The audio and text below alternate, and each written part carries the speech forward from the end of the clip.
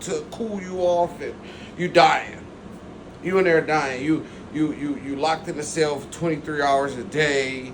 You know, you only get to come off 1 hour to get on the phone. Whatever you trying to do, you get 45, 50 minutes. You know, like, and to see those pigs in there,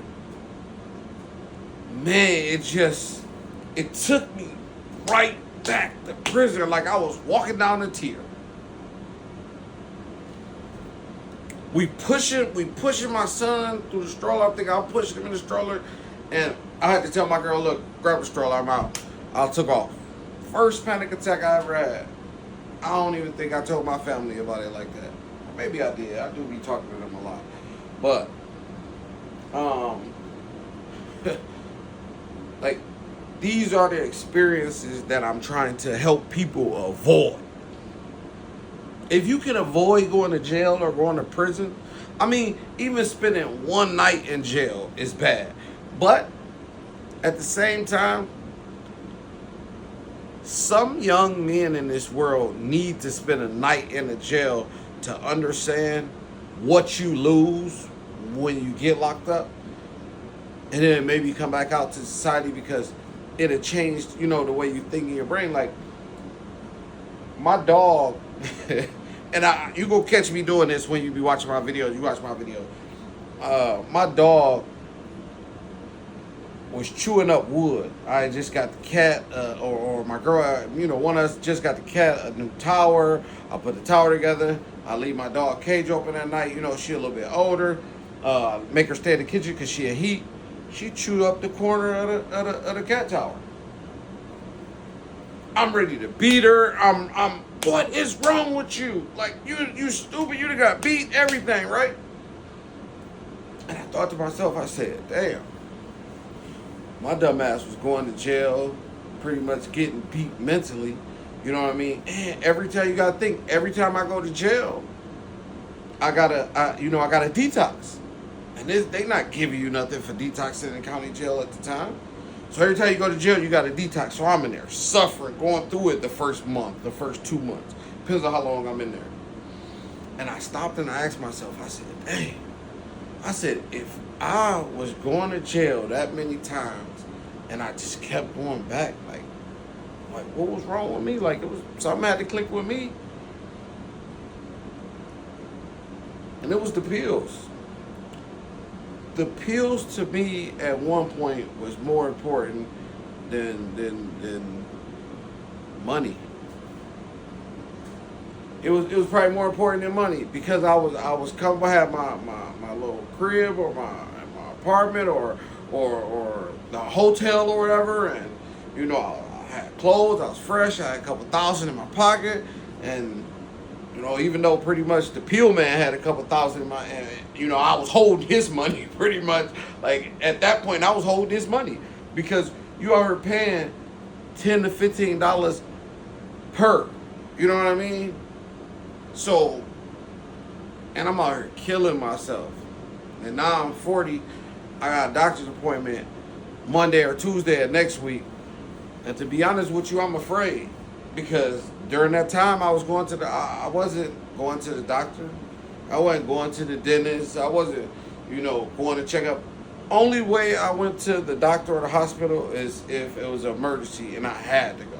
But wasn't no make me a doctor's appointment. I'm gonna go get a checkup while I'm popping these pills, because I'm running from it. You know what I mean? I don't want everybody to know. Now I was trying to live a normal life, and it was working in some cases, until I got slipped some fentanyl or some sleepinol or something.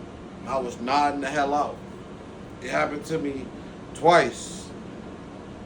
And the first time, I was such a drug addict that I took all the fake ones, knowing that after about taking 2-3 of them and nothing happened, I knew they was fake, but I still was taking them, because it took the edge off from me having, not having pain pills. So even though it was fentanyl or whatever it was, it took the edge off. I don't think it was fentanyl, because I didn't throw up and like my cravings didn't get worse. I think it was like sleepinol, like somebody was making a pressing. You know, it was sleep something or something, whatever it was, but it wasn't the real deal. You know what I mean? You get from a doctor. And that's another thing. People out here, they got, you know, allegedly, they got presses and stuff on the computer that's, you know, you could buy off Amazon, you know. And everybody is cutting it with something. And now, you know, we all making jokes like, oh, shoot, mashed potatoes even got fentanyl in it. But, like, for real, how do we know it you know, one of the ingredients don't, you know, have fentanyl in it? It's like fentanyl is in everything. Everything. So, once again, my point of it all is, if I can help you avoid these terrible situations that I put myself in, or I can help your son or your daughter or your nephew or your niece or you, like,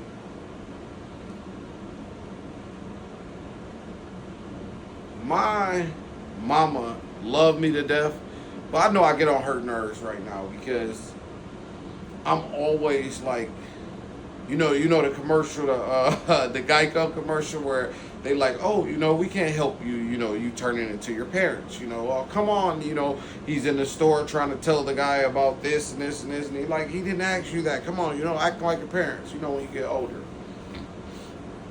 But that's kind of how I am now, you know what I mean, like, for the most part, you know, I'm always thinking the worst. If my son get up high, too high, I'm thinking about, oh my God, what's the worst guy? He can fall and bust his head. Let me get him down. You know, and it's annoying at times because it's like, dang, sometimes just relax.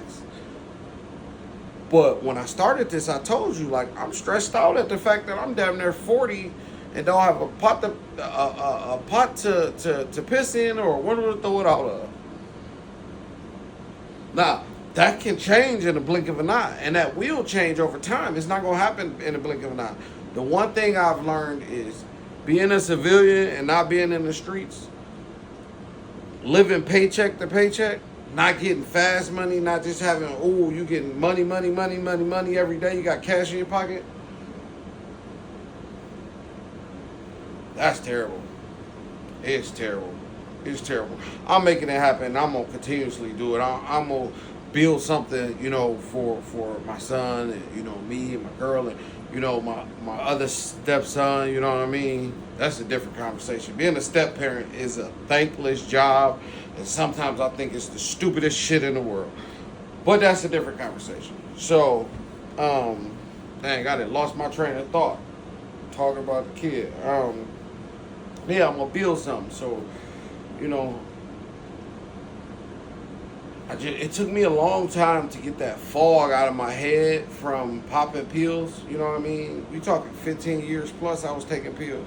Only time I was clean was when I went to jail. So imagine that, 15 plus years, only time I was clean was when I went to jail. Now, I didn't do time in prison with this 5 years where I told you it was almost 5 years. I didn't do that until recently. We talk about way before that, since I was 16, 17 years old.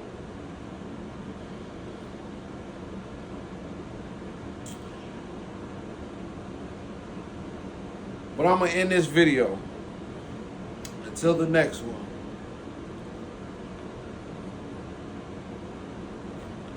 Love those around you.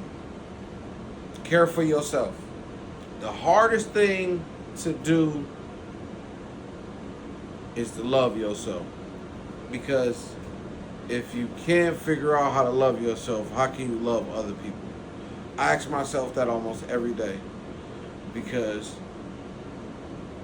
I don't know if it was the way I grew up or the pain pills or what, but I've had a hard time figuring out how to love myself. You know, now I don't want nobody to feel sorry for me or no shit like that. That's not what I'm saying. I'm just speaking from the heart. You know what I mean? So love those around you. Figure out a way to love yourself. Write things down.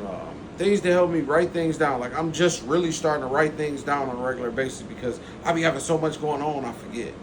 You know, and it's not even like so much going on, like, oh, I gotta leave and go here, I gotta do this. It's just I be doing so much on the computer that it'll kind of, you know, slow me down. I forget about this. Oh shoot, the next day, and I smoke weed, so you know, forget about this, forget about that. So you know, but till next time, I'll holler at y'all. Peace.